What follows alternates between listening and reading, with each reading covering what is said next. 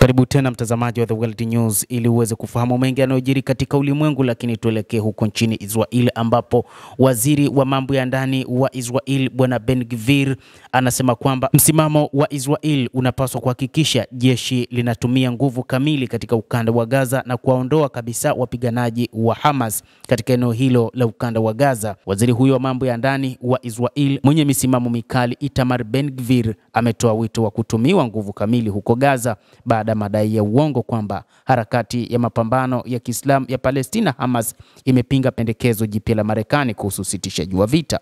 Hakuna visingizio tena, Ben Gvir alisema kwenye ukurasa wake rasmi wa mtandao wa kijamii wa Telegram siku ya Ijumaa, akitoa mwito wa kutumiwa mbinu za kikatili zaidi dhidi ya wakazi wa Gaza. Lazima tutumie ukatili wa kutosha kuwaondoa wapiganaji wa Hamas, anasema Ben Gvir. Anaongeza kusema kwamba mkanganyiko, masumbuko na udhaifu lazima viishe.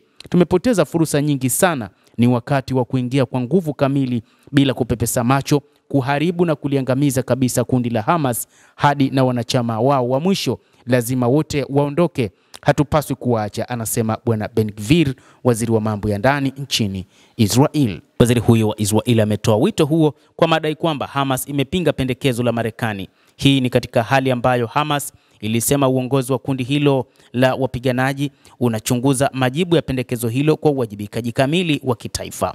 Waziri huyo mwenye misimamo mikali mara kwa mara amekuwa akitoa matamshi ya kichochezi mbali na kuvunjia heshima msikiti wa Aqsa, huku akisindikizwa na polisi wa utawala wa Israel katika eneo hilo la msikiti wa Aqsa na kufanya fujo.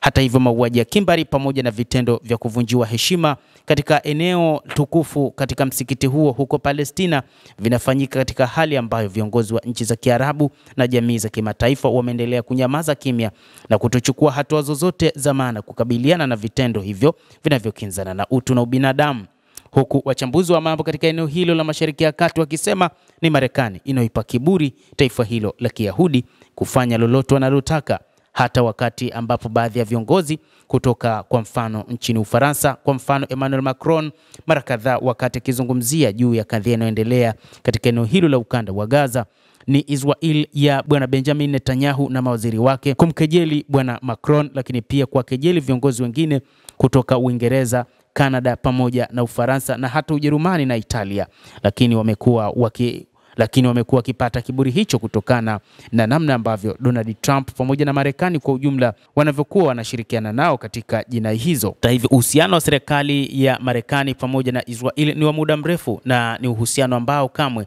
ni vigumu kuvunja, na hata wakati ambapo rais wa Marekani Donald Trump akionekana kama vile amewaacha wa Israel, ni jambo ambalo msingi lilikuwa ni jambo la kutengeneza tu mazingira ya kuonekana kwamba Trump anachukizwa na kile kinachofanyika kwa maana ya mauaji huko katika ukanda wa Gaza, lakini ni moja kati ya viongozi ambao wanaonekana kuwa wako pamoja na serikali hiyo ya Israel. Endelea kutufuatilia, tutakuwa tukikujuza mengi yanayojiri ulimwenguni kupitia hapa The World News. Mimi ni Adam Hussein, endelea kuwa nasi wakati wote, endelea kutufuatilia.